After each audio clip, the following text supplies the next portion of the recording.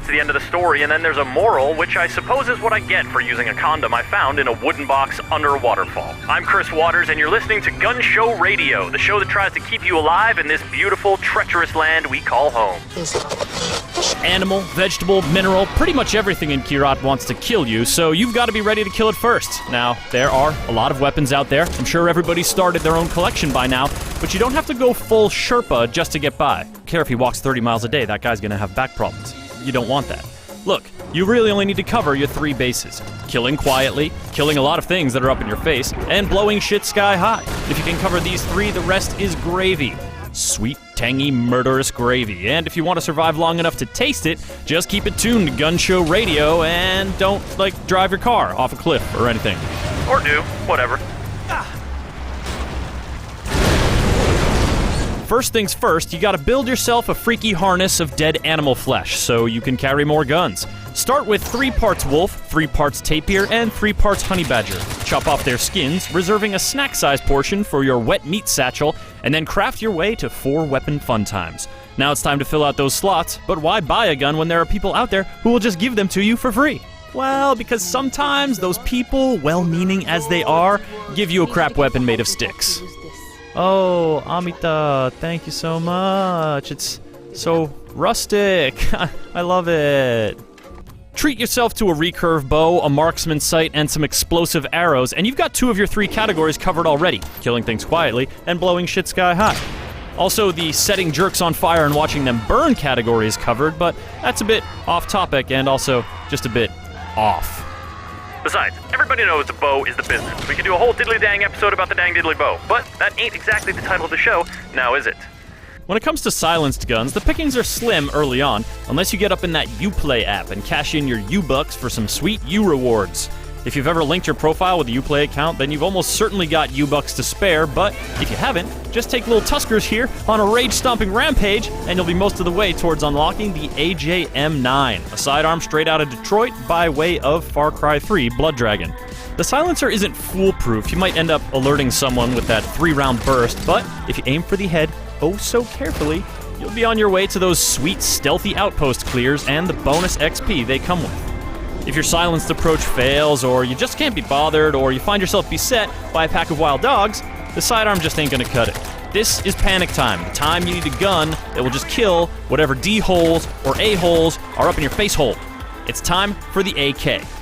Though honestly, I'd rather eat an arrow than show up to Fashion Week with such a played-out gun. Welcome to Arrow in the Mouth drive-thru. May I take your order, please?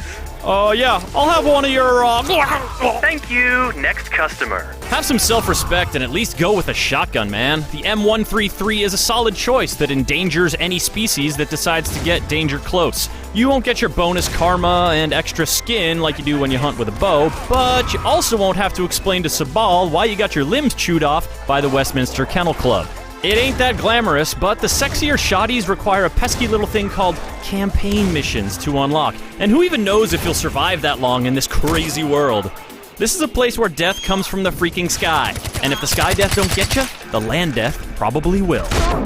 Stupid land death. Signature weapons, however, generally don't require campaign progress as they're mostly linked to the open world mayhem that makes Far Cry 4 so GD awesome.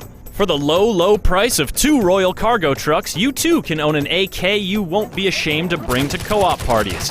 And no, that's not a weird sex thing. Or maybe it is. Anywho, drive or fly around the area just north of this comma-shaped island until you spot one, then swoop in and robble.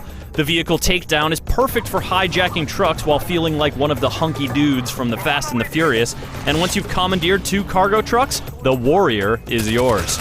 Killing silently and killing a bunch of stuff real quick? Oh, yes please. That just leaves blowing shit up as our last unfulfilled category, and here's where missions will hook you up. As soon as you get the Kyrat Fashion Week quest, take it. You'd think an exiled fashionista forced to live in mountainous poverty would be hard to please, but all you gotta do is fly above the river in a gyrocopter and shoot some gnarly fish demons with a freaking grenade launcher. Fashion is awesome! And so is the M79. It's a sidearm grenade launcher that has one mission in life: to shut it down. If there are some alive things that you don't want to be alive, or some non-exploded things that you want to be exploded, the M79 is your BFF. And if you want to make it a menage a bum, get yourself an RPG-7. You can pick one up for free by running the Hunt Survival mission from the Shawnoth Training Ground Outpost just north of Bonaport. All I gotta do is kill a bunch of honey badgers and endure a tastefully minimal amount of honey badger meme jokes. Once you've got these bad boys locked and loaded, everything else is, as I mentioned before, gravy.